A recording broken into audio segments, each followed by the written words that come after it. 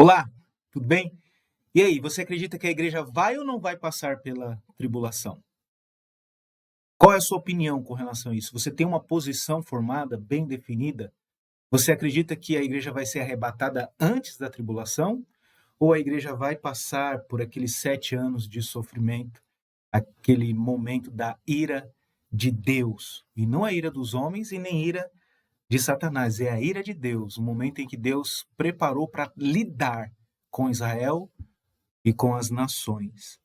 O que você pensa sobre isso? Eu quero aproveitar essa oportunidade para te ajudar a esclarecer um pouquinho sobre esse assunto, usando um vídeo para eu reagir a esse vídeo, responder esse vídeo, porque a pessoa que fez esse vídeo, na verdade, a pessoa que foi entrevistada, ela deu dois motivos ali para fundamentar a posição dela a respeito da tribulação, se a igreja vai ou não vai passar pela tribulação. Ele defendeu que a igreja vai passar pela tribulação, baseando-se em dois argumentos. E eu quero mostrar para você o que ele falou.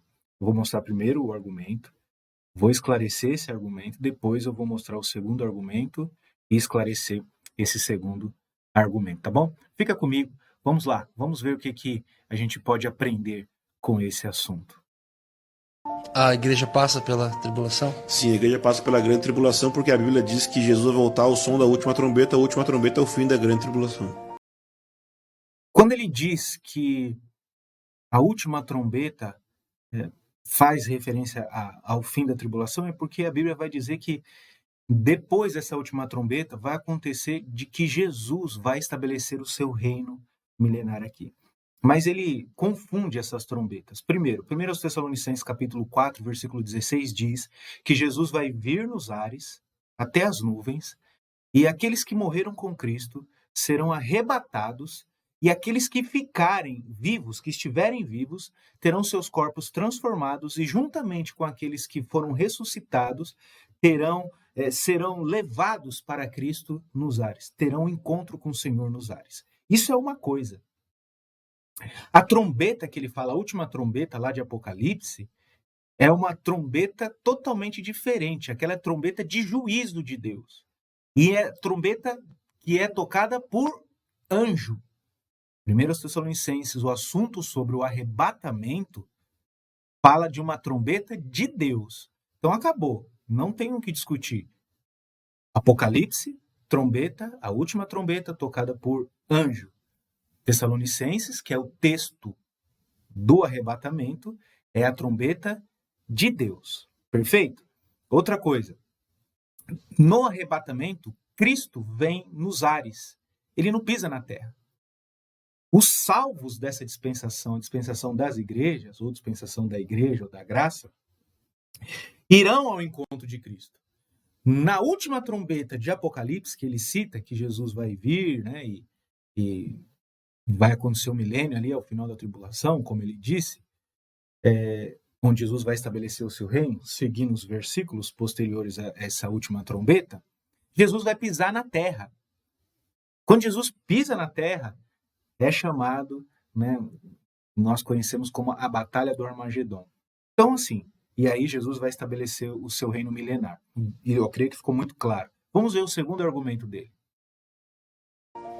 Por que muitos defendem que a igreja não vai passar pela grande tribulação? Por causa que em 1830 houve uma moça que teve uma visão que isso iria acontecer e o homem que estava no local, que viu essa moça tendo essa visão, se chamava John Nelson Darby. A partir da visão que ela teve, ele começou um movimento chamado Movimento dos Irmãos. Eles foram os primeiros que criaram a Bíblia de estudo, chamado Bíblia Scofield. Essa Bíblia se espalhou pelas igrejas da Assembleia de Deus e por isso todos da Assembleia de Deus creram nisso, porque não havia seminários que eles poderiam fazer. Então essa Bíblia de estudo se tornou um meio de discipular esses irmãos que não poderiam participar de seminários teológicos. Mas essa visão não foi a visão de ninguém da igreja até 1830, portanto não é uma visão historicamente comprovada.